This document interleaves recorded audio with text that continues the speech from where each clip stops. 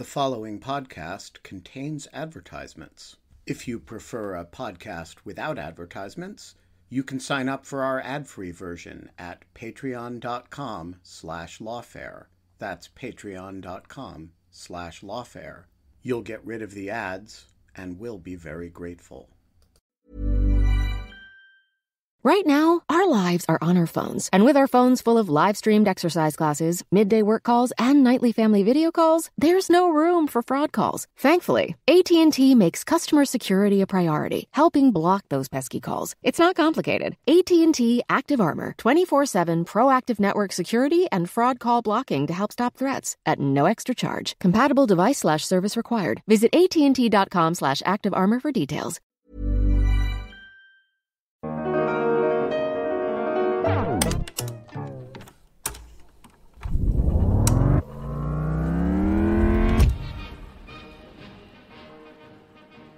Hello, this is Jacob Schultz, and from the archive, September 19th, I'm picking a conversation at the Berkman Center, now the Berkman Center, moderated by Jonathan Zittrain of Harvard Law School, with Yochai Benkler, Ebele Okobi, Bruce Schneier, and Ben Wittes.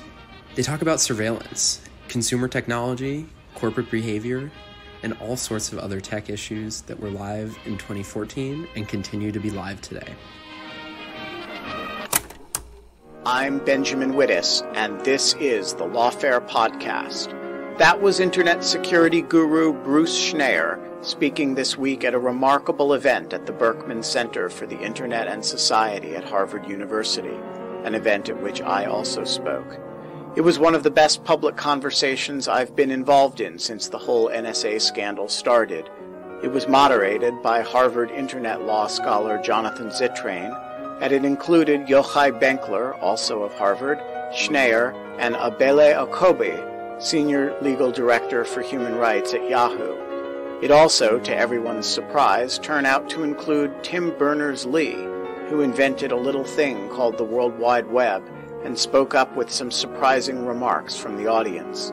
The event was long, so I've had to trim it here and there, but I've left it mostly intact because in a way that few conversations do, it really got down to some of the deep philosophical questions that lie beneath the whole NSA discussion.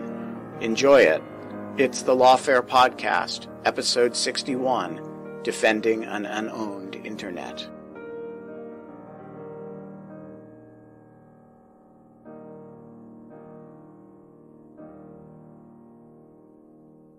My name is Jonathan Zittrain, and I'm so pleased to welcome you to this interestingly titled session on defending an unowned internet, for which at least two of the panelists have asked me what it means. So that might mean that there's curiosity elsewhere. What we thought we would do is start with a conversation among our four panelists and then tend to open it up to this brain trust in the room early and often, and we have the microphones with which to do that. If you do want to speak up when the time comes, feel free to identify yourself, or if you're feeling anonymous, you may don a Guy Fawkes mask or simply decline to identify yourself. So maybe I owe an explanation for a little bit about what we might mean by an unowned internet. And one way to get at that might be something that is going on right now with one of our panelists' sites. Ben Wittes, you run and founded the Lawfare blog, which has been under attack from IP addresses associated with the Netherlands since... Well, so there were some attacks in December, and then they recurred again over the weekend, and they knocked us out for a few hours on I forget whether it was Saturday or Sunday. And we should just take a moment to be clear. When we say attacks, we mean a lot of traffic. Flooding of traffic from particular IP addresses in the Netherlands. And we don't actually know more about what it was than that. Except you have received an apology over Twitter from the Dutch ambassador? Not from the ambassador, but from, this was back in December when we disclosed that the IP addresses were in the Netherlands, and somebody associated with the Dutch embassy tweeted his regrets. To be clear, I don't know that the attacker is in the Netherlands. All I know is that a server or a set of servers in the Netherlands are... Yeah, no, for all we know, the attacker could be in this very room. It's like an Agatha Christie. And if the attacker is in this room, please stop. So this is a long way of saying, when we talk about an unowned internet, we're talking about, to me at least, and I suspect panelists may have different views on this, but to me, I'm thinking of internet as collective hallucination, a set of protocols that brings together different networks for which there's no one or even small group of owners, and for which, therefore, when problems come up, there is no customer service line to be put on hold with and then to be told they can't help you. There's no CEO to complain about how overpaid the CEO of the internet is. I don't know how much it would take to overpay the non-existent CEO of the internet. And for which I guess we look at something like what Lawfare is experiencing, which is, of course, quite typical.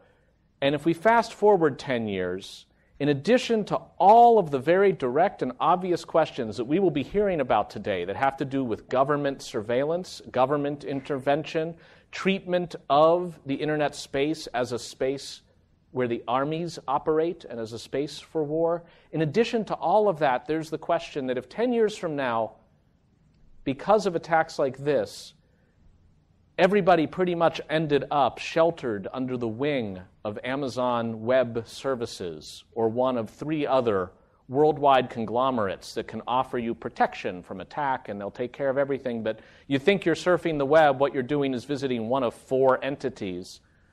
One question is, well, first, would that now be an owned internet, one in which we actually do have a number of CEOs who could exercise some customer service discretion?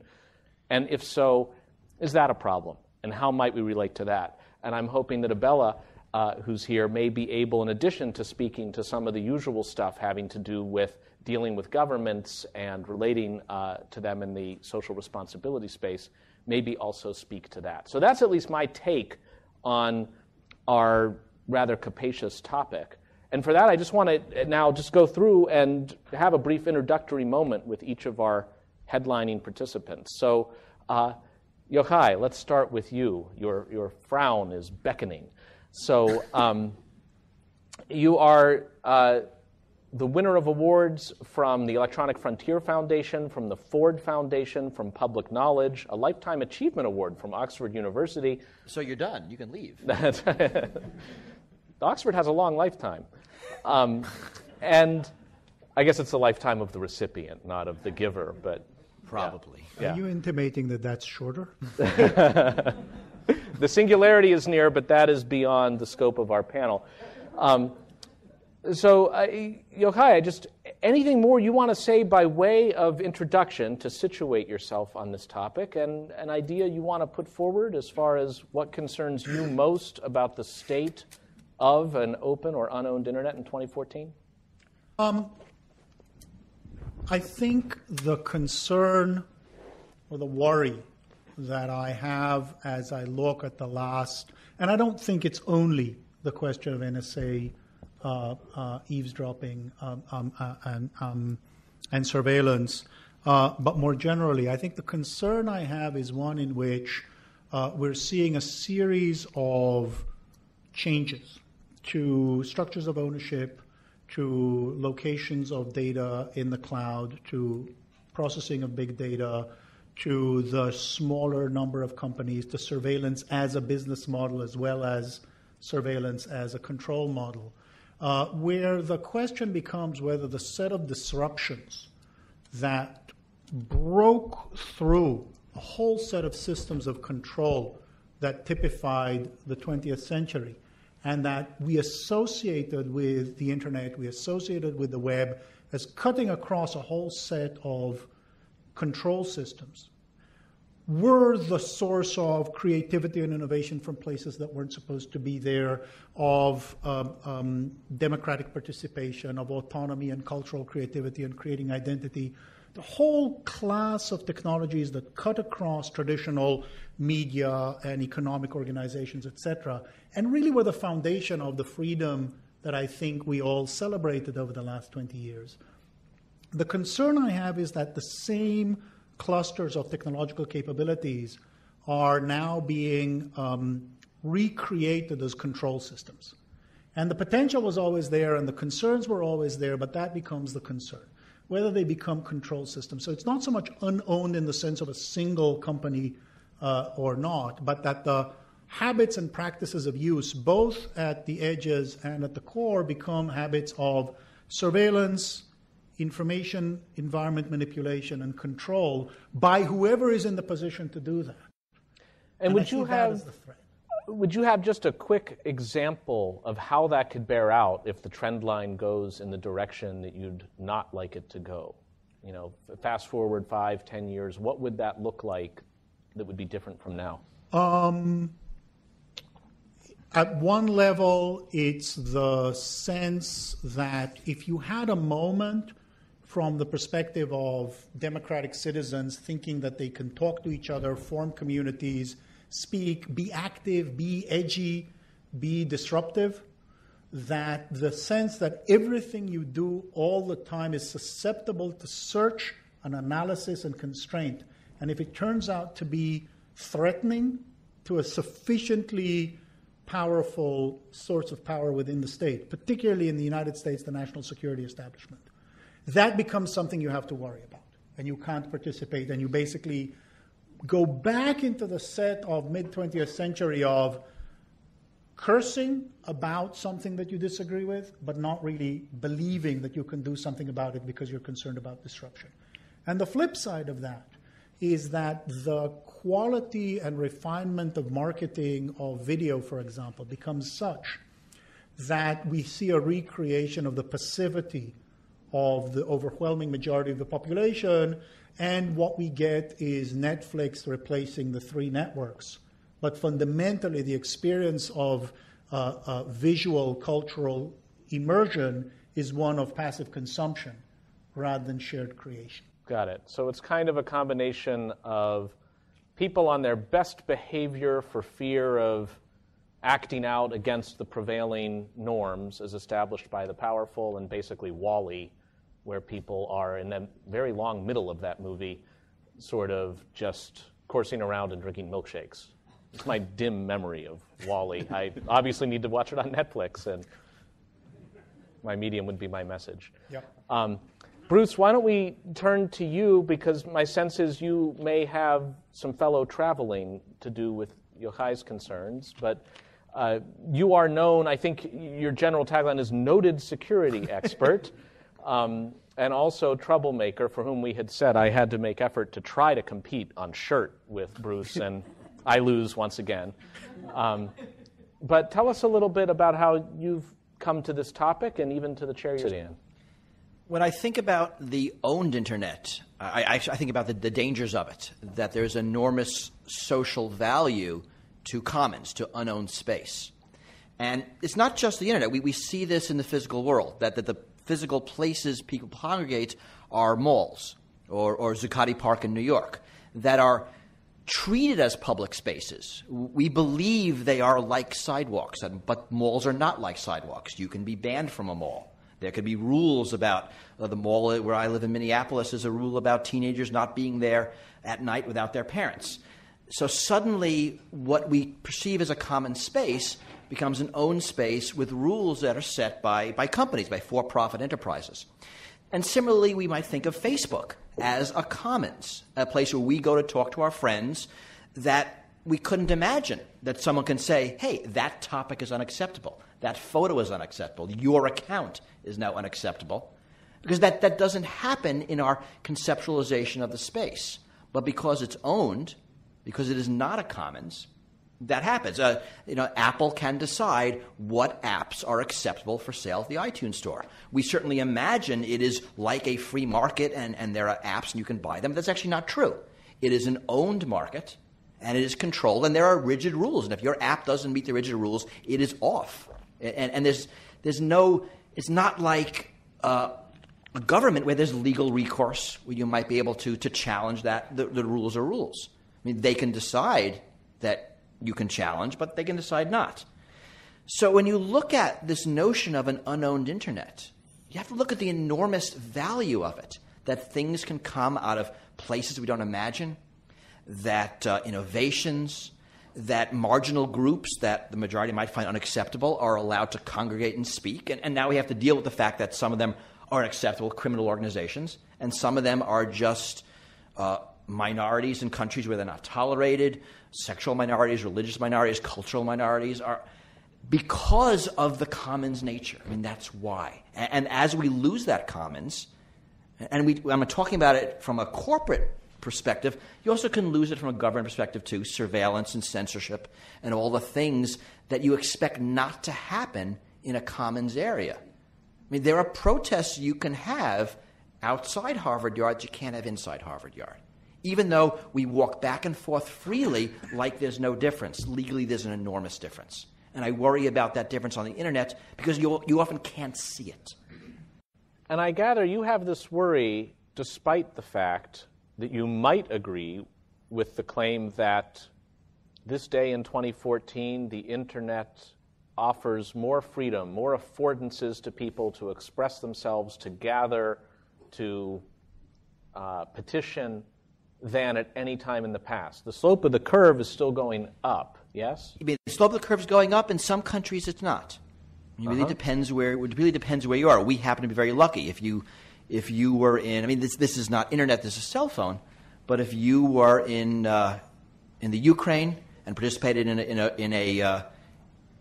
a protest, you got a cell phone text message saying, hey, we noticed from our location tracking that you were there, and we know that. I mean, that's an incredible chilling effect from the fact that someone is controlling the space. But for your initial story to have the foreboding that it carries, you're making the further claim that what we see in certain regions could end up being the trend worldwide. I think there is more trend to control, certainly more surveillance. The trend I worry about the most relevant here is the corporate trend, is that corporations are controlling what we conceive of our public conversation space. Email is very much an unknown internet. We can send emails to anyone we want, and there's no one controlling it in a way that Facebook messages aren't. And as Facebook messages take the place of email, or Twitter, or whatever system we're using, it is an owned system. It's often an owned system where we are the product being mined for someone else's profit, that the motivations are very different. And that's what concerning about the unknown internet versus the owned internet. Ebele, maybe I should skip over Ben for a moment and come to you, because you are here at the moment, I guess this very instant, representing all of the corporate world on this panel, the owners, for which both Yochai and Bruce have laid a number of issues at your feet. Right. So tell us what it means to direct business and social responsibility at Yahoo. Sure. So I direct the Business and Human Rights Program, which is really focused on the human rights that we at Yahoo impact most directly through our business, so the human rights of privacy and free expression.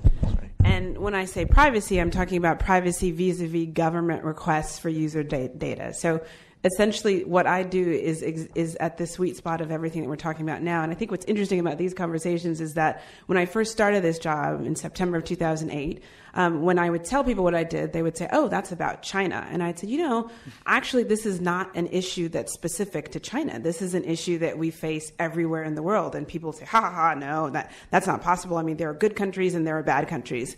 And the conversation around the NSA has been a gift, because when I would say, no, there's actually no such thing. I mean, there are ranges of good, there are ranges of bad, but when it comes to governments being interested in access to your data, I wouldn't say that there are good countries and bad countries. So this conversation has actually been very helpful, because I think it has helped people recognize that certainly from a company perspective, this is an issue we have faced all over the world. And in fact, in the countries that people consider to be good countries, those countries will often have more scope to do things that some of the countries that we formerly consider to be bad countries don't have. In terms of corporate control, I find it very interesting, because one of the things that we're told in terms of, or related to government access to information is we've heard people say, well, if you're in a particular jurisdiction or country, you companies should push back. And one of the things that my job is around is how do we, in a rule of law context, determine the best way to protect our users while still respecting the law? Because I think you have to have that respect for the law. When I hear people talk about the power that corporations have. And then at the same time, I hear people saying, well, to the extent that you think of law as bad, you should commit civil disobedience as a company. And I think that that's a very interesting space, because when you think about how corporate social responsibility started, it was because companies were not respectful of the law. And so it's interesting in this juncture to have conversations around, well, corporation, you should disobey the law. I mean, do we want a corporation with shareholders who are elected by, or with administrators who are elected by no one, essentially making rules that are in conflict to governments, which presumably are elected by citizens? And I think that is a very real conflict. And I think that talking about that in a way that's an intelligent way, as opposed to saying things that really aren't feasible, that is sort of the sweet spot of what I do. So your point, in part, is if a company like Yahoo were to be doing some privacy practice to which many people objected, and some plaintiffs' lawyers in Beaumont, Texas immediately wanted to file a class action suit, and the FTC is interested, those who are privacy protective would say, Yahoo, how dare you think you are mightier than the Federal Trade Commission or than the District for Waco? And you would say, no, we're not, we'll litigate. But at the same time, if the entire nation of China, through its non-elected representatives, should ask Yahoo to do X, Y, or Z, those same people might be saying, Yahoo, hold fast, barricade the door, ignore the order. Right. And that seems strange to you. It is inconsistent. Uh-huh. And I think it's inconsistent. I think it's also, you have to think about, do you really want a world where companies pick and choose what laws they adhere to? I think you can think of scenarios where you'd say, yes, that totally makes sense. But you can think of many, many other scenarios where that would be an incredibly bad thing for human rights. I mean, imagine if you think of whatever country in your mind is a bad country, and that country had a company and they came over to the U.S. But don't let us know. We're going to guess. And they said, in my country, we're sort of against this thing that in your country is a good thing. And we have decided in our own wisdom that we're just going to kind of disobey your law because we are above the law. I don't think you want a world where companies determine for themselves which laws they follow and which laws they don't. And cutting a little bit to the chase, over the time you've been grappling with these kinds of issues, have you come up with a framework that you figure is not a bad one for reconciling these things? So I think a couple of things. I mean, one, we have joined an organization called GNI, which is the Global Network Initiative, and it's a multi-stakeholder organization. It has academics. Berkman is one of the members. It has NGOs, so human rights organizations. It has companies. It has socially responsible investors, really to help us think about these very difficult issues. I don't think that nobody can say this is a rubric that all companies should follow, but what we can say is you need to understand, before you enter a market, you should understand the laws that are relevant to your business that could have an impact on human rights. You should do human rights impact assessments. To the extent that you do those, if you've identified risks to human rights, you should put into place risk mitigation factors. And some of those, so I can say, particularly in Yahoo's case, I think we learned a lot from China, and so post that, when we entered Vietnam, for example, we did a human rights impact assessment. We determined, yes, it is a net benefit to offer Vietnamese language services, but in the case of Vietnam, what will we do? We will not put data on the ground.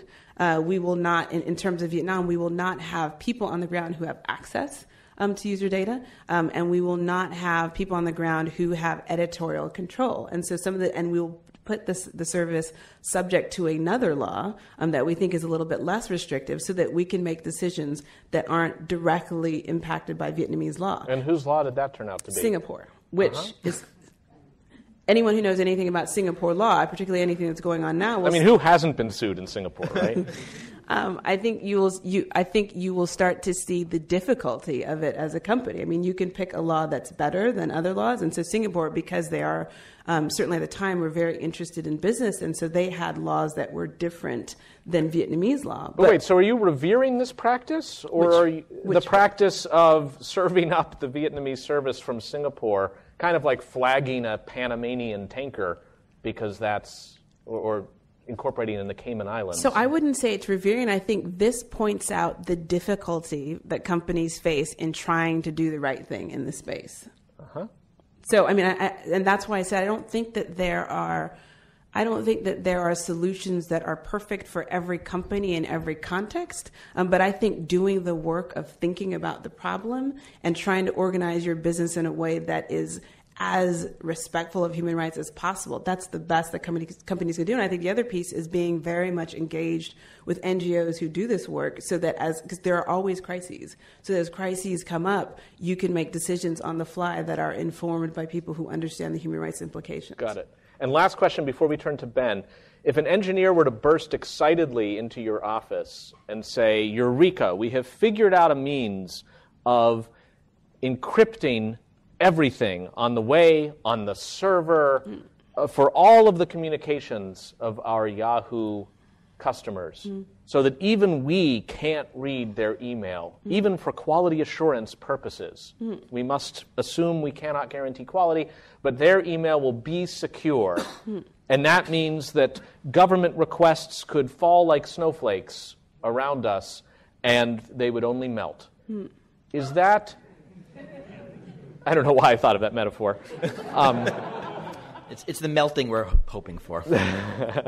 Is that an exciting moment for you, or is that kind of like an oh crap moment? Well, let me ask you. I mean, so to the extent that someone is using the interwebs to commit a crime, do you want a world where that person or persons can use the internet to hide? I mean, do you want a world? And it's funny because whenever I do this, there have been like Twitter things where people say, ooh, let's see how long it takes before someone mentions child pornography, because that's like, oh, that doesn't really happen.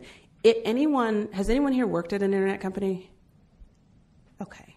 So to the extent that you've worked at an internet company, if you know anything about security, or if you know anything about sort of the back end, it's crazy because people think child pornography is not a thing. It is actually a thing. It is a huge thing. And even the smallest services, as soon as you come up, if you're a service that where people can save images or people can save video, it's a thing. Like, people will find your service and they will use your service to do that, and all sorts of other things. So I guess my question is, as a community, do you want to create a space that is completely immune from any sort of law enforcement? Yes. And I don't know, maybe... I think we call that a question in the form of an argument. Yeah.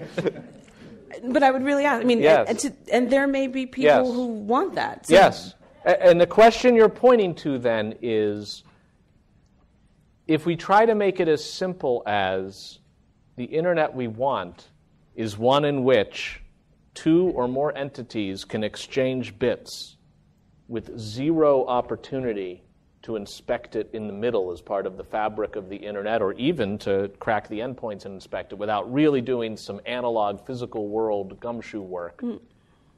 Is that an appropriate horizon to aim for? Or is it a world in which, with warrants, with process, stuff can be found? I think that people who say that's what they want, if they had a world where that was actually true, so it's one thing to have services where that's possible, yes. But to have a complete internet where that is the way the internet works, I yes. don't think that most people who say they want it, it's something that they want. But having said that, I think there are services that offer a certain level of security. I don't know that a commercially available service that's subject to the law. So, for example, if you are operating in the U.S., you cannot create a service that makes it so that the government cannot give you due process. Interesting claim. Interesting claim. I think it may actually be different in Europe, where there are data retention requirements. Right. In the U.S., actually, oddly enough, you don't have to retain data necessarily. That's what I mean. But you do have to. You cannot create a service where you're not. You don't respond to legal process. I'm not so sure about that in the U.S. I don't know that the crime dog has discovered in the U.S. yet the lever of saying you may not create such a service. But luckily, we have some experts who can answer this, who aren't uncomfortably also in a moderating role. No. I think I think maybe I'm misunderstanding. You cannot create something in the U.S. and say that I am immune to legal process. Oh, no. I agree. That's what I'm saying. The legal process can land, but the question is, to put it in a ridiculous analog metaphor, could you build a safe for which, If you don't have the combination, an attempt to drill through destroys the contents inside. And I imagine as the bank, you could be in receipt of a subpoena that says, show us what's in the safe. And you're like, I'd love to, but we wired it in a really good way. The engineer was so excited, we can't get into it without the combo. So, because I'm thinking of the example of, and I cannot remember the name of these two email services that were created. I know that, LavaBit one. And exactly, but where is LavaBit now? Because the owners said, we do not want to be in a position of responding to process. I think it's because they were in a position to answer. So but that's because they hadn't designed the service to not be in a position to answer. I see. But this is a great opportunity for a moment to bring Ben into the conversation in an unexpected way for him. Because, Ben, your expertise, especially of late, has been really mastering some of the questions around the NSA Snowden revelations and the actual scope and nature of the activities there as best you can. And I know we're going to lean on you for that, but I'm curious if you have a view on the question Ebele put about what are we aiming for here? What kind of internet do you want? Well, so I am sort of agnostic, honestly, about whether the internet. You're unsure the internet exists. Well, I'm unsure of the question of how threatened I would feel by either the internet being truly unowned in the sense that you describe it in a perpetual way, or by the internet ceasing to be unowned in the way that you also describe. What I'm not agnostic about is the question of whether you could have meaningfully over a long period of time an unpoliced internet. And I know I'm going to make myself very unpopular in this room by saying this, but let me speak on behalf of the Leviathan for a minute. The idea that you are going to create, over the long term, a giant space of human interaction in which people engage in all sorts of communications, transactions, financial transactions, combat, games, and you are not, and sex, and you are not going to have any meaningful source of authority except self-policing. I have three things to say about that. One is Somalia. The second is, the Fatah in Pakistan. And the third is the tribal areas of Yemen, right? Ungoverned spaces don't work. And they actually really stink. And they're terrible for the people who have to live in them. And I do not look at the current set of controversies and say the problem here is that we are moving in a direction of too much authority. In some parts of the world, we are definitely moving toward too much authority. But in some parts of the internet, the problem is that we have too little authority. And I think you have to look at the system, first of all, in terms of its component parts. And secondly, in terms of the aggregate level of goods and evils that can be produced on it, and the proper answer to the amount of governance. And here, when I say governance, I don't mean it in the sort of utopian sense of the people coming together and governing themselves. I mean it in the sense of actual government and authority. The proper amount of that is not zero. So that's where I would start. I want to say just candidly, I come to this conversation from a very different place than some of my co-panelists do. I am not an internet theoretician in any sense. I am a journalist by background, and I got involved in this whole area originally in the early 90s when I became inexplicably fascinated by an institution that then really nobody had ever heard of, called the Foreign Intelligence Surveillance Court.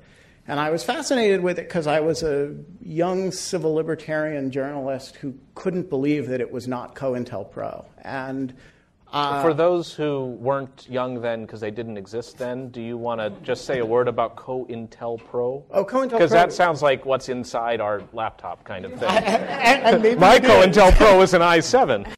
So COINTELPRO was an intelligence program in the bad old days of spying on civilian dissidents and civil rights leaders and all kinds of other people who should never have been subject to espionage domestically in this country.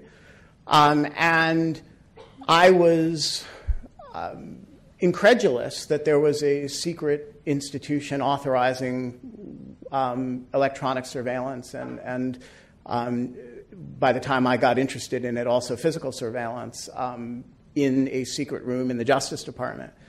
And I believe I'm the only journalist who's ever walked inside the FISA court, which happened because I asked. And the people who were running it were so proud of it that they kind of looked at each other when I asked and said, well, sure. And that hasn't happened since. And were you convicted? What'd you do? Looked around. I mean, it's actually just a room. Yeah, right. This started a long process for me of thinking about why is it that an institution like that from the outside we look at so skeptically and seems so offensive to the way we imagine civil liberties to work, to the people who work on it, work for it, work with it, is a matter of extraordinary pride. And over time, I confess, I have come to identify with them. And I don't believe, to answer your question, to return to your question, that if we set up a world that you describe in which the average transaction was not subject to meaningful enforcement in any way, I think that would be a horrible world to live in. And whether it's done for utopian reasons or for malicious reasons, the result would be the same. Can I just say, I am just very, very curious. Are there examples in either the real world or the virtual world where you've had humans all come together with absolutely no rules? Burning Man? And you had children, and you have sexual minorities, and you have women, and with absolutely no rules, everyone has been safe? Great question, and Yochai and Bruce are nearly jumping out of their seats to answer it. The question isn't no rules. The question is the relative weight of a particular set of organizations and institutions relative to others, to social arrangements, to this kind of local arrangement, to that set of technical standards, how much of what we do. The idea that the national security establishment that brought us the torture program, the Iraq war and its fundamental strategic error, the failures in Afghanistan, the domestic surveillance system is the correct location where with pride we will define the accurate position on the range from absolute zero policing to a police state is laughable. Oh, and I think that is not what, so in my conversation, I think what I started off by saying, this is something that we, and I personally had identified as an issue. So sort of the NSA security, the U.S. specifically had been identified as an issue. I think what I'm responding to is I am always struck when people say, well, we would like to create some sort of thing where it cannot be policed at all. Because then my question is that one may disagree with the way the policing is being done, and I really do. But is the solution then no policing? And if we say there should be policing, I think then this is where I go back to having a realistic conversation about what that should look like. Well, and I should say, and then Bruce will definitely be getting in, I should say invoking extremes can sometimes not be very helpful in a conversation because it becomes a straw person that nobody's advocating for that kind of thing.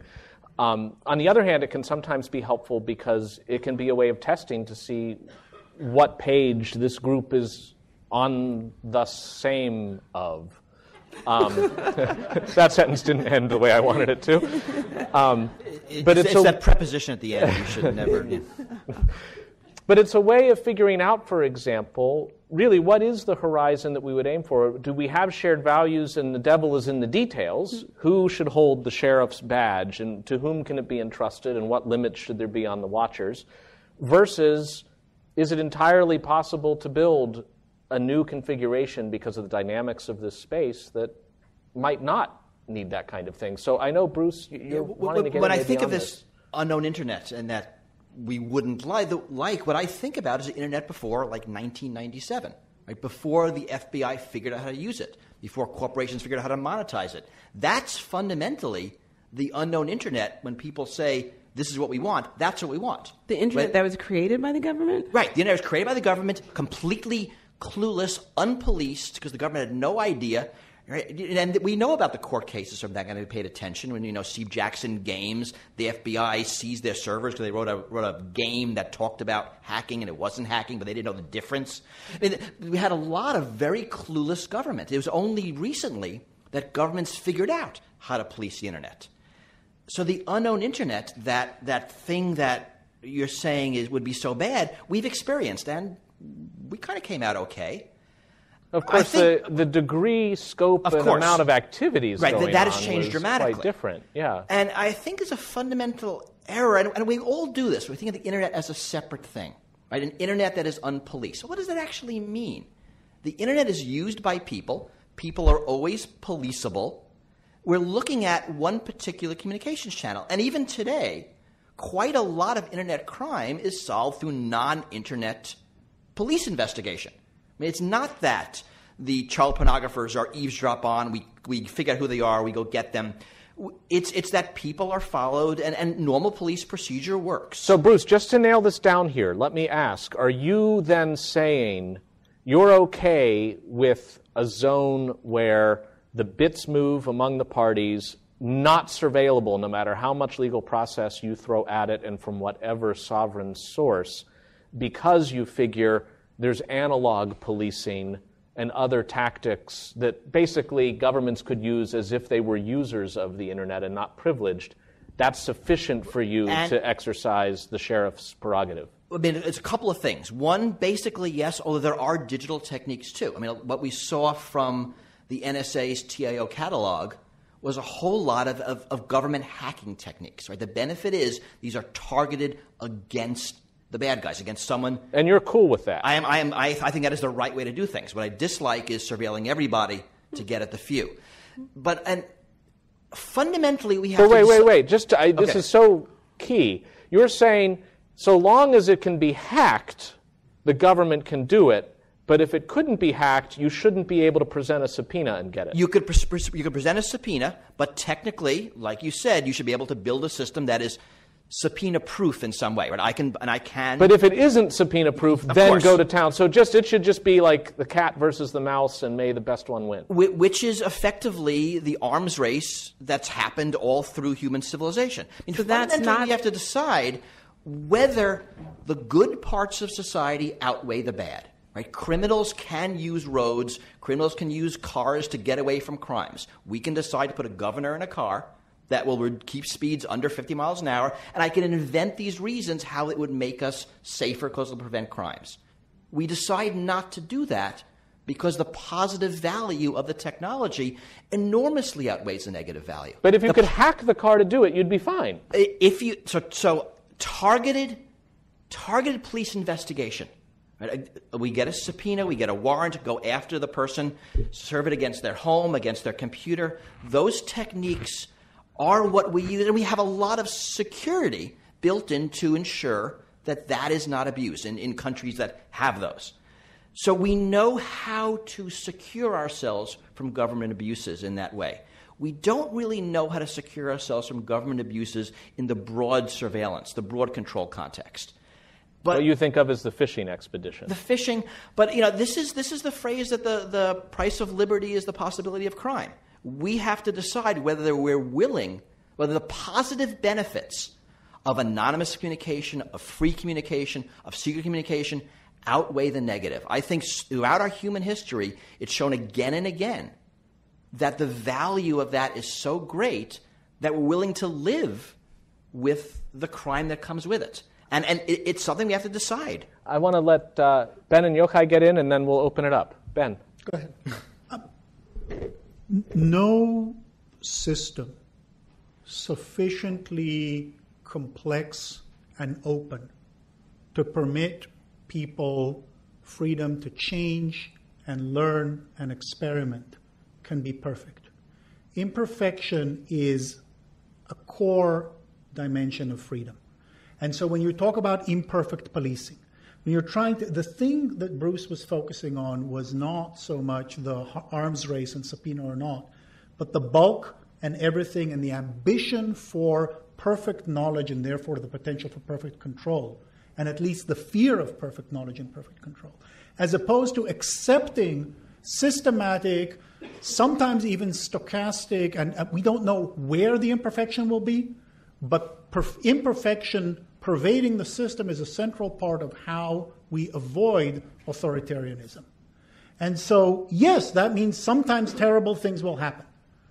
Decrying the failure of cities, crime waves in cities, the failure of community and all of the niceness in the pastoral ideal has a lot to do precisely with the scale and imperfection, but also with the creativity and freedom associated with cities.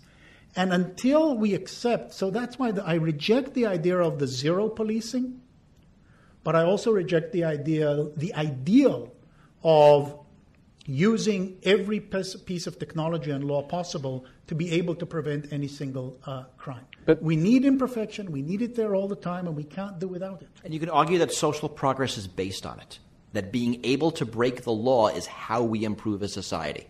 Right? That's how we get gay marriage. That's how we get legalized marijuana, through people trying it and saying, that wasn't so bad. Right? If you had perfect enforcement, we could never improve a society. I'm just cognizant that you also wrote a piece in which you said, thanks to these many technologies, true outliers, Ted Kaczynski types, may be in a position to wreak far more havoc than the Unabomber did. And I remember your piece ended with, and that's why we're all screwed. I'm paraphrasing. And I think this is the fundamental paradox we have. And so I think of it as a question of scale. And I'll just make some numbers up. If we in a community decide that 10 robberies a week is okay, right, that crime rate is acceptable, that means we can have so many robbers. But if robbery now gets more efficient, that a robber can rob 10 times as many houses as before, we now have 1/10 of the robbers to get the same stasis. So as the amount of damage a bad guy can do goes up, the number that we can have goes down, the more we're pushed into this very draconian preventive policing, which is fundamentally futile. Now, I'm not sure a way out of this, but either I've just described a fundamental limit of technological advance on par with Darwin's law, or I've made some mistake here and we can figure out how to keep a free society even though there are weapons of mass destruction. That's a weapons of mass destruction debate. Right? Even one weapon is so damaging that we must do everything possible to prevent it. That's fundamentally impossible.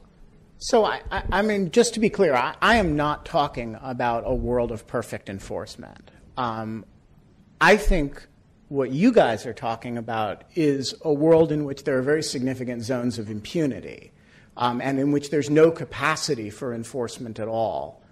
The concern, and I think you each in using different examples brought up actually examples that don't really support your point. So a road system is a highly policed system, and it's policed by surveillance. It's policed both prospectively and retrospectively.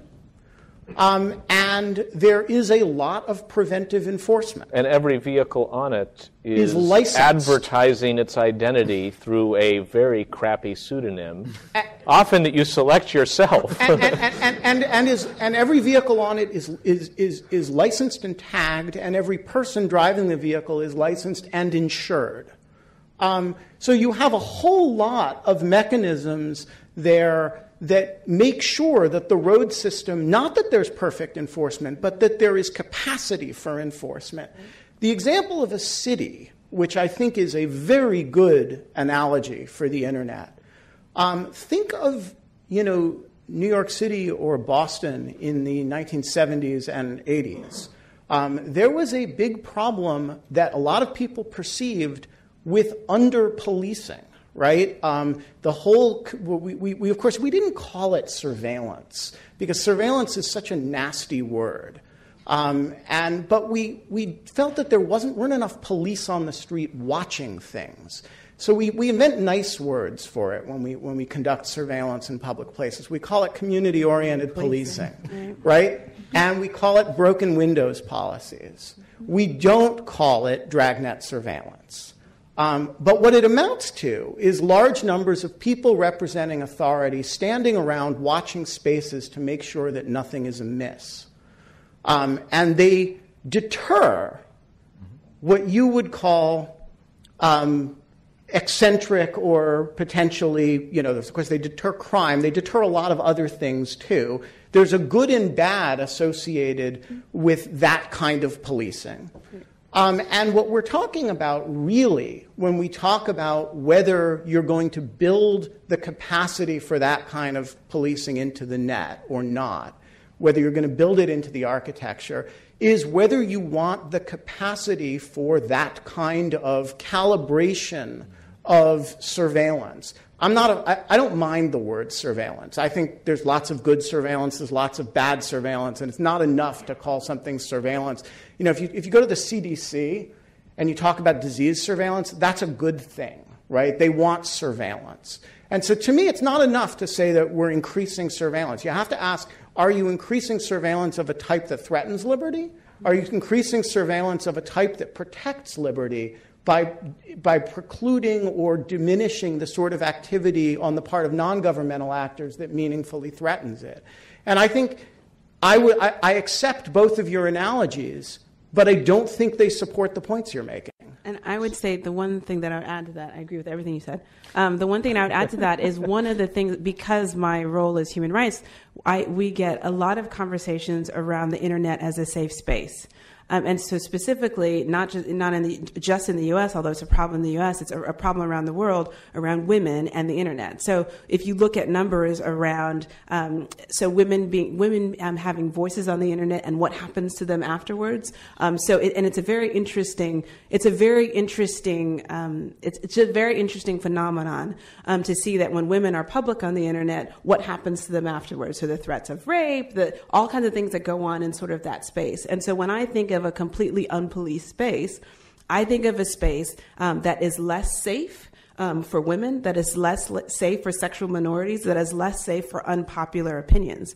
And so that, to me, is a direct threat on human rights. It's a direct threat on free expression if you have an environment where there is no authority. Now, that does not mean that I don't think that there are abuses, and that doesn't mean that I don't think that there should be a strict control on the controllers. But creating a type of space that is incapable of being controlled, I think, is a direct threat. It's just a very interesting reminder that conformity can lie on either side of this crude spectrum we're talking about. Right. That if what we want is creativity and unself-consciousness, that a police state isn't really known for that, nor is a zone in which it's really hard to, Right. I know you want to go to the room, but just a little bit of fact, of since I actually did the research on this about 3 years ago. There's not a single competent study that relates the decline in crime either to community policing or to big board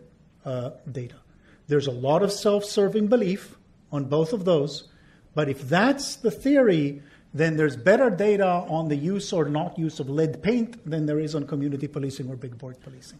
Look, my point isn't about the effectiveness of community policing. What else could it plausibly be? No, I took his point to be that depending on how you label it, the public might swing largely behind it or against it. And that's certainly true. And also, but also that the proper amount of surveillance to secure a space is, to some degree will depend on we don't generally think about the security of open spaces and public spaces as matters of, as areas where surveillance plays no role.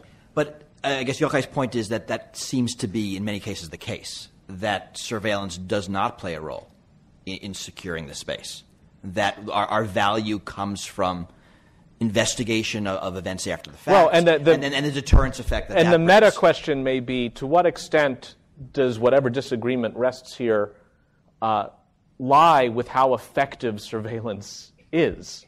Because it may turn out that even if it were effective, it would then have that many more bad qualities that would make you skeptical of it. And if it's not effective, then your point is it's not effective, so why do it? So either way, don't do it. Yeah, and I think when I think of it, I'm not just thinking about surveillance. I'm thinking about some sort of rules, some sort of government. An ability to intervene. An ability to intervene and to Yes. enforce laws that we as a community decide are relevant for us as a community. Great. Let's open it up. I see a hand here, You were up earlier. Yes. I actually have 3 questions. Oh, just one to a customer, please.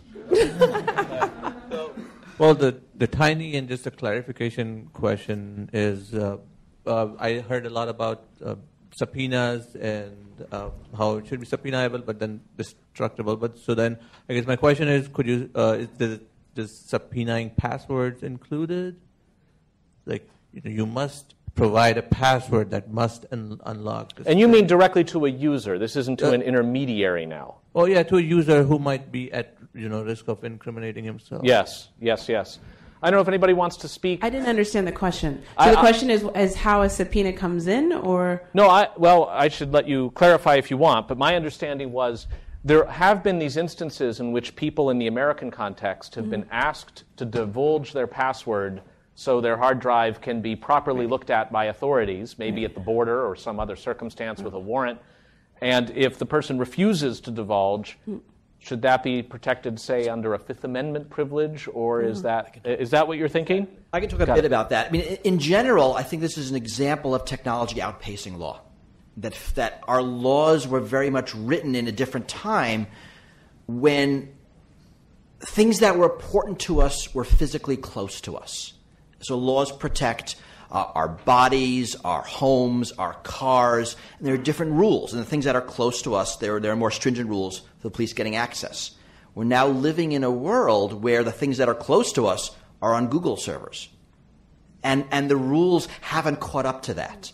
So when you think about being asked to divulge your password, the equivalent is being asked to divulge your papers, your email, the things you're protecting. But the technology is that it's this disembodied thing. And actually the rules are different if it was a password or you used a thumbprint, used a biometric, which is, ludicrous on the face of it, but because the rules are antiquated. But would you harmonize that by making it then harder to get the thumbprint or easier to get the password? So to me, it's conceptually, those things behind that password are my papers. And the rules should be equivalent if that was a stack of paper I'm holding in my hands. But let's just make it simple. Fine, they get a warrant. They have probable cause. 3 magistrates have signed off on it just to be sure. Now, must you, in a just world, have to give up the password on pain of being thrown in jail? The rules should be the same as giving up that stack of paper. Because in the which password case, equals a stack of paper. Yes, So in which whatever case rules you decide, could be sent to jail then in Bruce's world for not giving up that password. Right, I want the rules harmonized. It shouldn't matter what the medium is. Yep. Yochai, any view on this? No? Actually, completely agree with Bruce. Note the moment. We will not see its like again. And I think doctrinally, by the way it's been worked out has been treated as an external thing, or if an internal thing, a prosecutor can give qualified immunity for the fact that you knew your password, for instance, to tie your identity to that of that hard drive that otherwise they don't have your fingerprints on. You would be immune from that link being used against you in the law enforcement context, but they get to use all the contents of the drive against you. I think that's tended to be so far the way the doctrine has worked out in the U.S. Microphone over here, yes. Okay. From my point of view, most of the crimes like the economic and physical things would be in meat space, and traditional policing can probably take care of that. And what's frightening about internet surveillance is that it allows more to go into the regulation of speech and thought. So if you accept the hypothetical that the internet were only speech and thought, would you be willing to accept a rule-free zone for speech and thought only, leaving out the economics and meat space implications? Well, can I just ask back for a moment? It sounds like it might be for Ebele in particular, but let me just ask back. Is it only speech and thought when somebody sends that invective-laced email that is the 47th of 48 that afternoon, and there's absolutely no way to figure out who's behind it and how to stop it?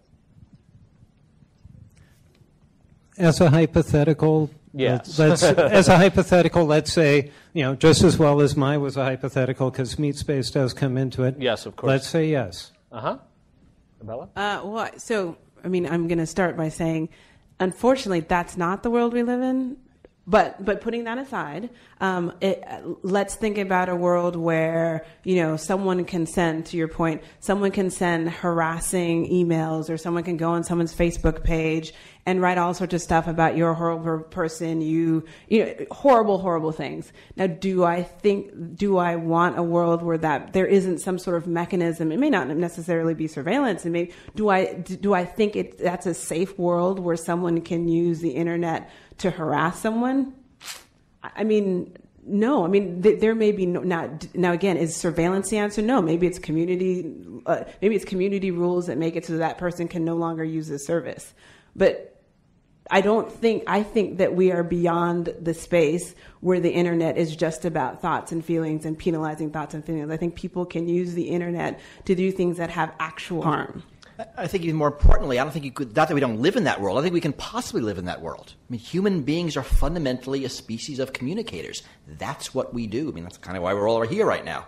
That communication always has real-world effects, that you can't separate it. And whether it's emotional or commercial or political, that's what happens. The world we live in will be a world of communicators, and that communication will always have real-world effects. You can't separate them. I agree with both of what my co-panelists have said. I know. But I want to commend your question, because I think it's actually a very challenging one, because it forces you to actually focus on how you do or don't value espionage as opposed to law enforcement. And I think I just want to take a moment to pause over that. Espionage, law enforcement is fundamentally about figuring out criminal activity, but a lot of espionage is actually just about finding out what people are saying and thinking about, right? And it actually is a purely communicative capture. And I think if you isolate, you say, okay, we're not going to think about any crimes, we're not going to think about any damage that you could do. It's a purely communicative endeavor. Then you sort of have to look and you say, well, first of all, I'm not sure how you do that, because people plan crimes, right? The communication may not itself be the crime, but you still have some law enforcement interest in capturing the communication. But now think about the true national security situation. You're trying to figure out what another government is doing. You're trying to figure out what options you have going into a negotiation. The mechanism by which you do this is by listening to communications, by capturing and listening to communications, by stealing people's secrets, right? And that is not necessarily that the transmission of those secrets may not be criminal, it may not be improper, and it may be purely, reasonable to want to know what those people are saying. I think that question, how you weigh that need, and I will talk about it as a need, against the desire for as open and free a platform as possible, that's a much harder question if you take out the activity that is itself you want to prevent, you want to stop. And I think your question is a really good way of thinking about what the value of espionage is. I'm really happy you brought up the espionage question, and particularly... You mean happy with a lowercase h. We can see the crocodile tears. And particularly because you talked about the need of governments to find out what other governments are doing. And I think this really places the finger in the right place about what it is about the series of revelations we've gotten from the Snowden leaks and the follow-up releases of documents, which have to do with the blurring of the lines between what everybody understands to be espionage, which is why the bizarre anger over listening to Merkel's phone as opposed to large-scale population surveillance was odd.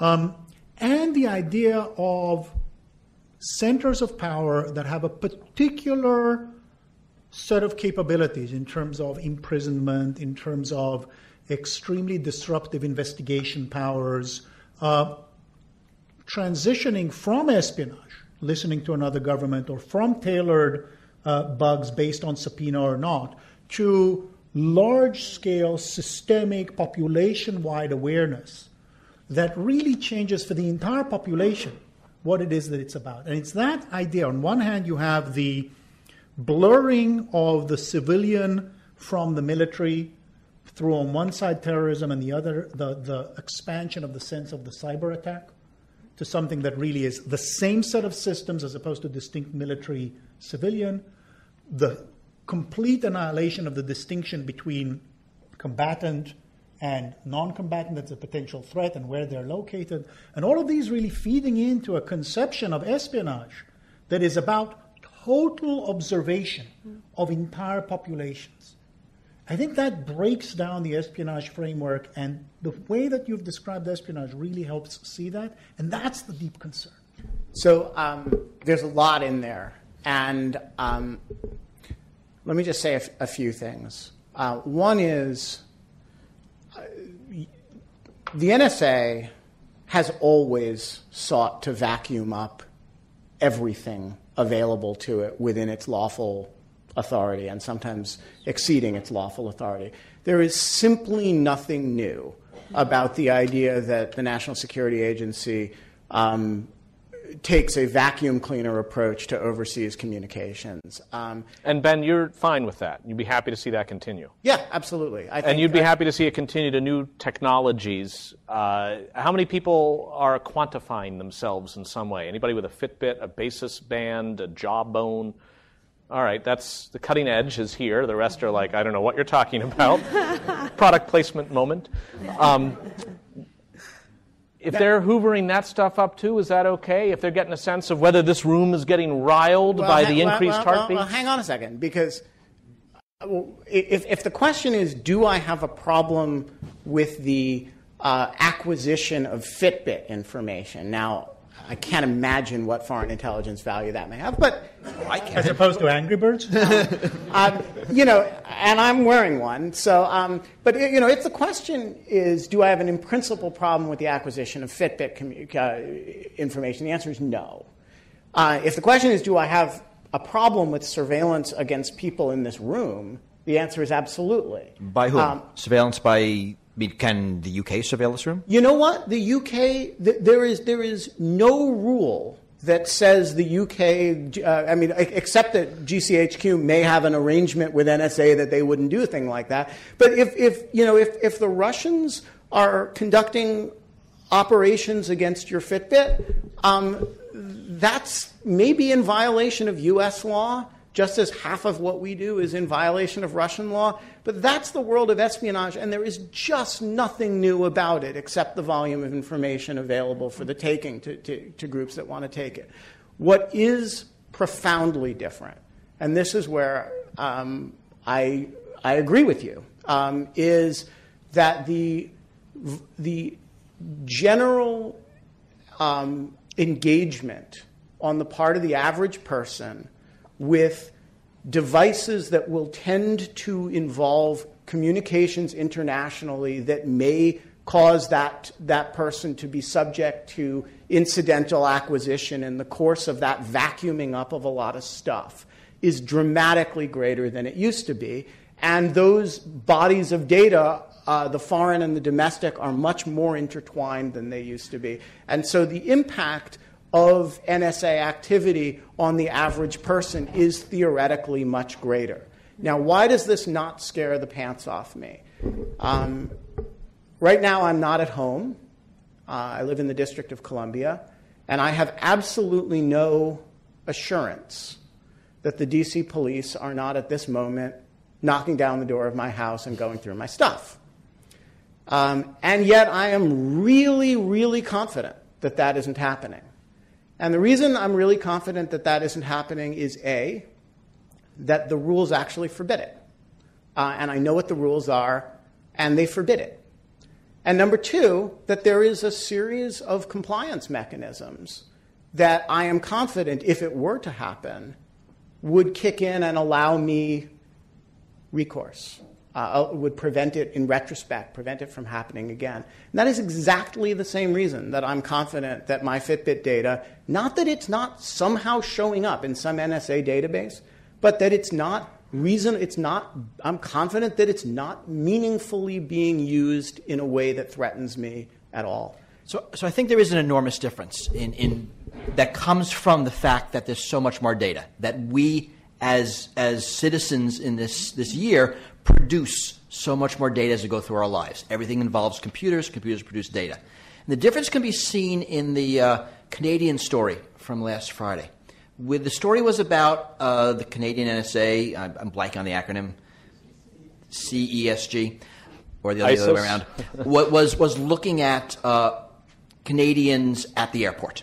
What that report really was about is that the Canadian researcher, who's a tradecraft developer, coolest job title ever, was trying to figure out if you could take massive amounts of surveillance data and figure out what ISPs were airports, hotels, coffee shops, offices, and if you can use the data of individuals appearing geographically, because you know locations, to find people. And there's a scenario about a kidnapper. It almost doesn't matter.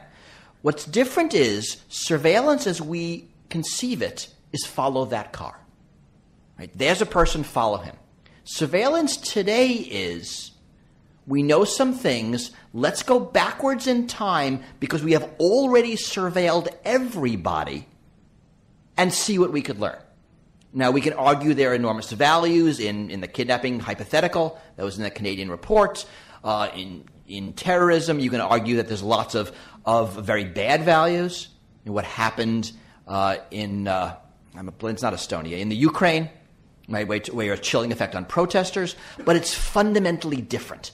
It's not just there's more of it, but more of it is making a change in how it works. And that's really what we're talking about. Whether that change is on the whole good or bad, how we can take the good things and not take the bad things. Something quick, Yochai? I want to hear what he has to say. I think it's a really important change in the way things work. It's the change sort of from not using bulk data, not using bulk data. I'd like to push back. There's sometimes a flavor, particularly the left-hand end of the panel, look for the stage right end of the panel. But the problem is that when it's done, when it's massive and it's done to everybody. But I think we have to be realistic about this. So in the early days of the web, if I'd wanted to follow up with you guys by going to your web pages. Afterwards, I have to go to each of you on the panel and say, do you have a card? Do you have a card with your homepage on it? And I'd pick up these 4 cards, and I'd take them home, and I'd type the URL into my computer. Okay? And that's how I would follow up on you. Or I would go indirectly, but I would follow links. Okay? But that isn't what I do now. I don't worry about that. I don't pick your cards up. I know that I can just type into Google just unowned internet Harvard, and then you'd be one click away. Okay, so that, everybody does this without thinking. People do not collect cards. They don't write down URLs. They Google for everything anywhere. This is the way we do anything. And when we do that, what we're using is the Google database. And the Google database Google have hoovered up everything. And the reason that works is that Google, A, hoover up anything without looking at whether it's an American citizen or an American person or a person at all. They just hoover the whole thing up. And then some machine, which is completely dumb and just sits there at your command, and then I ask for unowned internet, and it will run through that unowned internet panel, and with luck, it'll pull out 4 pointers to 4 people's home pages. Okay, now we do that all the time to do anything. If you're asking a policeman to go out and solve crimes, and you're not asking him to have and you're asking him to do the old method, to follow links out there, he's going to be hopeless. He's never going to keep up. So obviously, I put it to you that you need your policeman has got to be able to use Google, and that means that your FBI person has got to be able to use a version of Google, which if they haven't got the ability to just be able to do a search, where necessarily the way a search works is by having everything that they know and then finding the eigenvectors of it, basically, then they're never going to compete. But so in other words, it's crazy not to ask for that to work at all. You've got to start by hoovering everything up. So I put it to you that instead of objecting to people hoovering everything up, what instead we should do is to say, well, okay, if you're one of the people who's got access to this, you've got to have some people who've got access to a very, very powerful system if you're going to have any chance of making any progress at all against crime. So then let's think completely differently about how we limit that. Then now let's think about what are the Google searches that you'll allow people to do. Is it, in fact, more logic? Maybe I don't want people to be able to type in my name, but I do want them to be able to type in terrorism.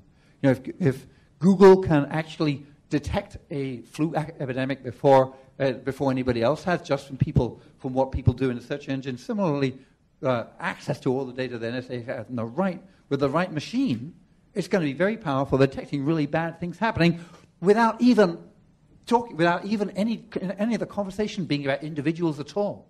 So it's not here about individuals. I don't think we need to here address the question of how to limit individuals' privacy being deliberately blown because some policeman has asked for my stuff by name. No, it's when they do a very sophisticated search, and at some point they have come up with this pattern. The machine has decided patterns going off that really we should be worrying about. And then at that point, that is the time, after all that's happened, that they need to go maybe to a court before it actually becomes, the pattern gets broken down into dealings with people. In a way I feel, we're complaining that the laws were made before, in pen and paper technology time, but now we're talking about it as though pre-Google. So I'd like the panel to think, how would your remarks change, bearing in mind sort of the Google database syndrome and the way that'll work? I don't think my remarks would change. I think, and this is what I would focus on, I think having due process. So I think to the point about the technology is there. There is the capacity to do it. And there's the capacity for private actors to do it. And so to say that private actors have that capacity, but government actors don't, that's just never going to happen. I would be afraid of a society where private actors had more capacity than a duly elected government. So having said that, if you know that that's the case and technology's out there, what we have to think about are what rules do we, and going back to your point about what the role of a citizen is, what do we think as citizens the due process around those things should be? Yes. So far you guys seem completely aligned in not wanting to eschew certain kinds of collection by type, by dragnet versus specific, but then to have careful protections on who can use that database or what can be done with it, all that kind of stuff. And I just want to add that, almost everything you said in substance, if not in tone, sounds like a senior official of NSA right now. I mean, this is exactly... Tim's like, you take that back. Right. No, and I think there's an... Well, imagine you have that job. Yeah. And I think that's a really interesting sort of convergence of ideas. Look, there's two questions that, when you put them together, it's the whole ball game. One is what is the substance of the rules, and the second is what are the compliance mechanisms and how much confidence you have in them. And everything else, you you have to have compliance systems that you believe in, and everything else is a set of policy questions about what you do and don't want to allow government to do. And one of the big questions that animates that, necessarily, if you're serious about it, is that Google and Facebook and Yahoo get to do a lot of those things. And how much does that or doesn't that change your sense of what an analyst at NSA should or shouldn't be allowed to do? And it is interesting that in another context, the U.S. Supreme Court has said, by the time a particular technology enters the public mainstream, that somebody can do it with tools from Radio Shack, it's awfully hard to ask the government to obtain a warrant to do the same thing. And there was that thread going through the remarks, too. And this is an interesting argument. It's the question of, do we limit collection or do we limit analysis? Now, my guess, it's never going to be all of one or versus all of the other. That it's going to be something in the middle. That there will be limits on collection, limits on analysis. I think your point is exactly right. If you don't trust the enforcement mechanism, and if there are secret laws, if the best Yahoo can ever say is, we protect your data to the extent that we don't have to lie about it, that's disastrous. I mean, there's no trust. So secret laws destroy that enforcement mechanism. And there's also the question of, on the corporate side, what is allowed? We live in a world where we basically give corporations a carte blanche to do what they want. But we can easily think of things that we might not want. I mean, Google knows what kind of porn all of you like. Are they allowed to serve images and ads based on that? I mean, they don't have to actually push your buttons. They just tickle them a little bit. Is that okay? I never knew you were an ad man, Bruce. So are we okay with that? With individualized advertisements based on your porn search history? We have to start thinking about those sorts of questions. That the psychological manipulation that results from this massive data collection by for-profit entities is going to get seriously creepy if it hasn't already. And certainly this government collection and use, there's a lot of reasons why we can talk about the power of government, but I think the power of the non-governmental entities also starts entering this equation very profoundly in ways that in our sort of, all regulation is bad environment we tend not to talk about. So I just wanted a timekeeping note. We have 5 minutes left in the formal program. With the indulgence of our collective sheriffdom, I'd like to say we might go over by 5 minutes. Is that okay? If there's like a stove on, a crock pot burning, feel free to deal with that. And that will let us bring home the 2 remaining questions with the microphones that are already out there. And Yochai, you were going to say something. Tim put something huge on the table, so I'd like to probe your intuitions just a little bit further. NSA might not do it locally, but let's say for the moment you were making a much more basic point of the policeman and data and big data, let's call it that. So where would you start? If in fact, would you be okay with a federal database that included a full record of all GPS locations of every single cell phone in the country, tied to each person, subject only to subpoena for use? That's one.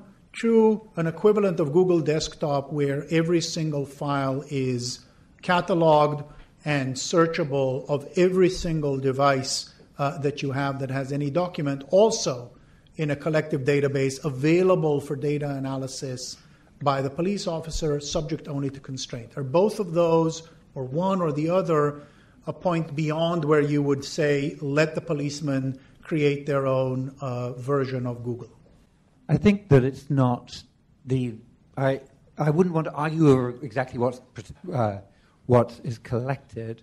I wouldn't want to do anything unless we have a completely different way of filtering what they do with it.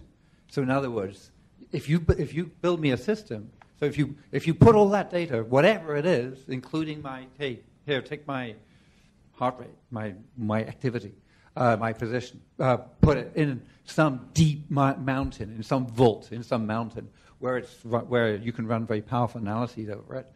But then every time that somebody wants to use that, there is a huge process they go through, which where the people who want to do it come in through one court, and then meanwhile, within that court, there are people who fight against them to try to persuade the court that the data should not be used in that particular way. So also you have got another completely separate agency which is independent, which is picked up somehow, which is answerable. For example, suppose you make another court which includes a German judge, okay, and a Brazilian judge to start with, okay, and some of my friends, and and it has two people appointed by the EF. And you'll be on the court too, Yochai. Yochai, you could be in the short list for this. So, okay, so we suppose we put you on, and I would trust you to go in there, and I'd want to set you up with the power so you could take apart. If you think you're not really being shown the whole story, you would have huge power. Okay, so you would have huge power to be able to investigate. You would be able to you typically 1 in 20 times you do the long follow-up and you find, okay, we get them the data, how did they use it? What was it actually used for? Was anybody's privacy violated? I'd also want to see I'd also think if you accumulate all that data, obviously there's a massive risks of criminal use of it, of inside jobs, so there's huge security issues around it. But with enough process and technology, I think his answer to your question, Yochai, is yes. I'm worried about setting up massive checks and balances like never seen before. So this is really, to me, very helpful because it helps locate the skepticism. And I'm skeptical that such an institution can be perfected. And given imperfection, I want imperfection on all sides. I understand that the institutions are not perfect, and I understand the policing won't be perfect. And to my mind, the whole idea of rejecting a general warrant is accepting a partially blind police, knowing that we can only have partially effective institutions to control a perfectly all-seeing police. And they're two very different, very quickly, they're two very different scenarios. If only there were one. Now, one is the police saying, tell me who was using Tor at the time, at Harvard, the time that bomb threat was emailed. That's one.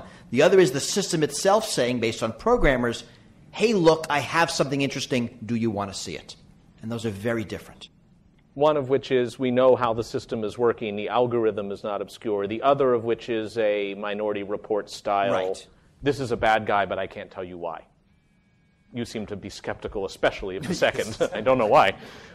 Okay, so knowing that we're in the indulgence of the entire room, I call upon the last two places where the microphones are parked to quickly assert what you'd like. Hi. So I think one thing that's clear from this discussion is that this decisions that we have to make around surveillance are gray. They're not black and white. And so that there has to be an ongoing discussion. And it's not fixed.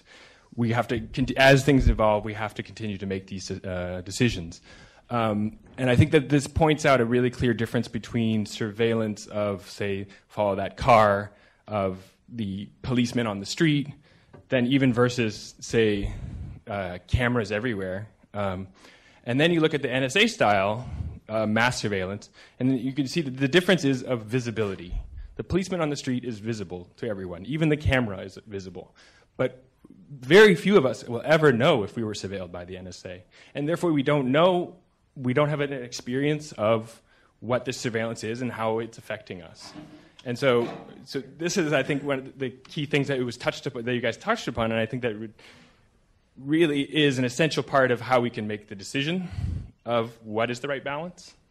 And so to put out an example, what if the NSA was required after each search, after the criminal proceedings were complete and people were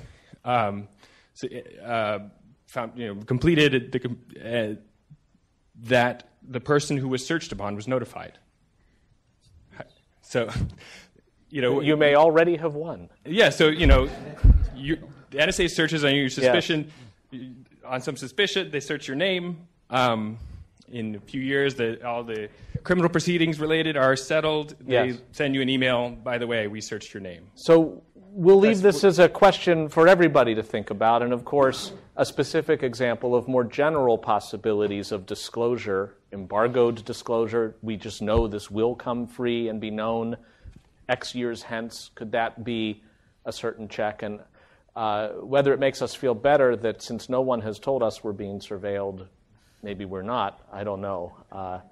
But good question. Last point over here, wherever the microphone is. Yes? Okay. Yes, quick each. I wanted to ask about the new dimension of surveillance, not so much data collection or access, but attacking communications infrastructure. Belgacom, quantum theory, muscular, those kinds of programs.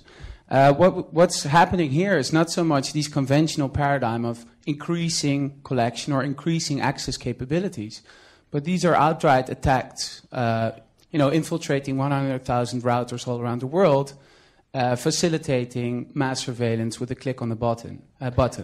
So the question is, if we continue to conceptualize surveillance in terms of these conventional human rights, do we lose out on this whole bunch of new threats that subvert basically everything we do on the web? Got it. And so hold that question. It's something Bruce has written somewhat extensively about. You may have something brief to say on it, but let's get the other thought into it. My question revolved around, a lot of the discussion has been associated with state-sponsored surveillance. And in fact, Bruce already alluded to this. I had been planning to solicit the panel on their opinions regarding what I would call community-sponsored surveillance.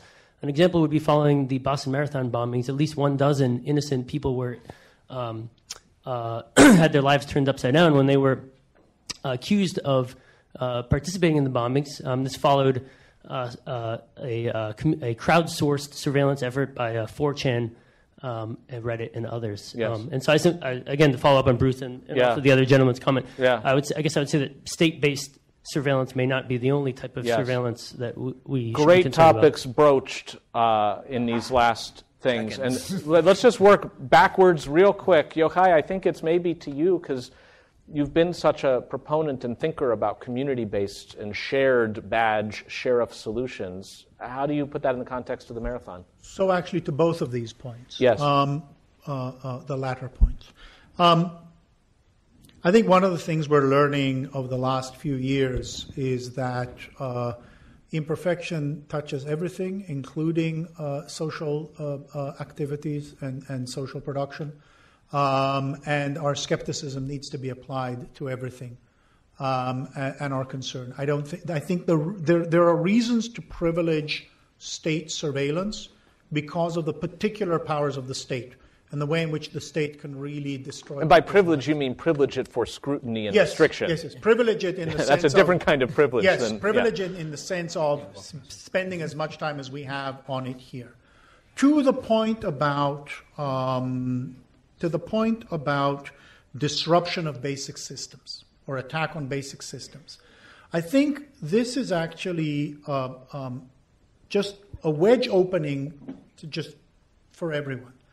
The idea that you would have a national system that is concerned with communication security that has an attack on basic infrastructure of communications is the most powerful example of the risk of colonization, of the narrow concern with national security of all of the subsystems that create the world we exist. So professional standard-setting processes and markets and technological models, all of these systems, the thing we get in an open society is that we exist in multiple systems that are linked but not fully overlapping. One of what was so critical about those programs is the colonization effort of taking the national security concern and embracing through it all of these other systems and losing all of the diversity of constraint and contingency that these multiple systems that don't actually fully control each other give us. That I see as something that can't really be solved by process and is a profound challenge and is something that I do think the state is quite unique in its power to do or to be forced to abstain from, at least among the states that are politically accountable. Got it. I would have just said that. We hereby incorporate we do a soft link to his remarks as yours. Yes. I thought the last question was interesting because I think that question demonstrates one of the reasons why I think there are serious issues with state power, as we've talked about. However, I think it's an example of what happens when there isn't state control. And by state control, I mean when you don't have a formalized system of enforcement. You have people. There's a reason why it's called a witch hunt. So this is not a new scenario where you have people deciding that they are the law. I mean, there have been posses at the beginning of the time. There are people who have decided that they will enforce law and order. I think that scenario is why you need some sort of authority that we as citizens have decided would take on the ability to enforce laws, because you do not want. That is what happens when individuals take it upon themselves to enforce the law. Even as companies often rely on the crowds to make their own decisions about what to filter and what not, right? Well, not in a legal way. So, for example, if we decide as a community, we don't want, like, this particular site is about, I don't know, kittens, and we don't want people posting stuff that's not about kittens. I mean, in that sense, then you have the community saying, we have decided this is the kitten website, and we don't want anything else. I do not think you want the community to be in charge of enforcing actual laws. I mean, I just don't think, I think that is a bad, I think that's a bad scenario for a lot of reasons. Last word to Ben. I want to touch briefly on the gentleman from the back right's question. And I want to push back a little bit on the premise of the question, which is that, nobody knows whether they're subject to this sort of mass surveillance. And I think the answer is, if you want to know, there's actually a remarkable amount of public law at this point that gives you a very good sense of the circumstances in which your data is and is not being collected, and when collected, how it's being treated. Within the American context, if you are an American citizen. Certainly within the EU context. There's even more information in the EU. Yeah. And actually, with regard to the U.S. context, if you're not a U.S. person as well, there's a fairly detailed amount of information. Now, what it does not have is your name on it.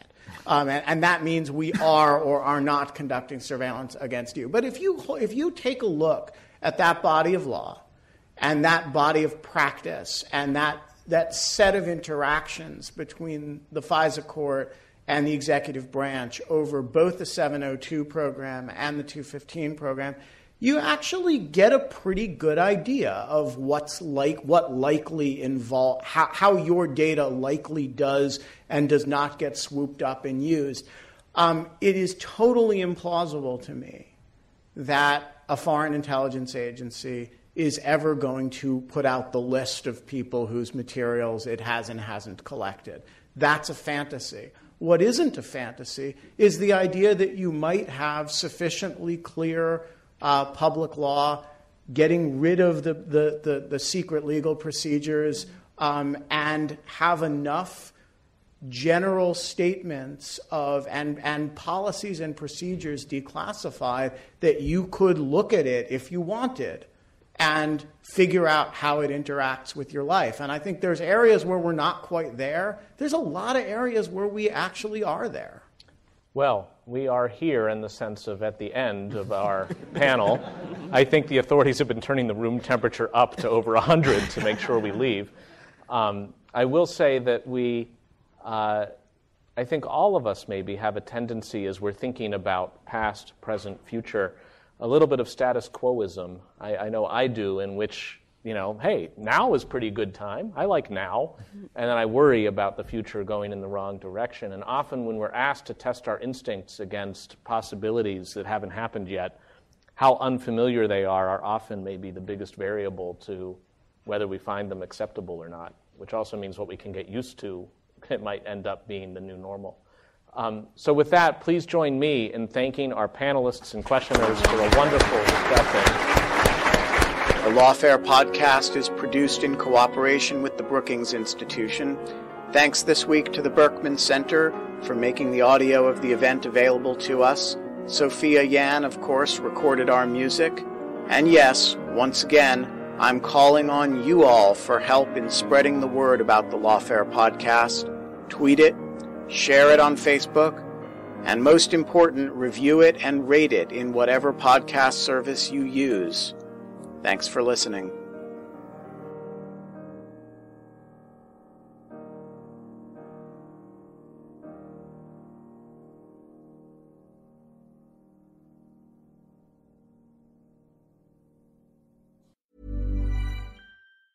Hello, this is Hannah from Red Handed. Would you like to watch something scary? Like, really scary? So scary you'll hide behind the sofa? Then you need Shudder. Shudder is the ultimate streaming service. If you like heart-racing thrillers, the mind-bending supernatural, and a good old gut-wrenching horror, discover an unbeatable collection of Hollywood classics. Hey, this is Trevor Shand from Bloody Disgusting's Boo Crew podcast. There's a streaming service that has undeniably changed our lives as horror fans. It's called Shudder. It's got an unbeatable selection of everything in the genre, from thrillers to the supernatural, Hollywood favorites, cult classics, and exclusives from the most exciting and adventurous creators in the space that you're not going to find anywhere else. It's uncut, commercial-free. We have discovered so many of what have become our all-time favorites on Shudder. Psycho Goreman, original series like the legendary Greg Nicotero's Creepshow. Sign up at Shudder.com.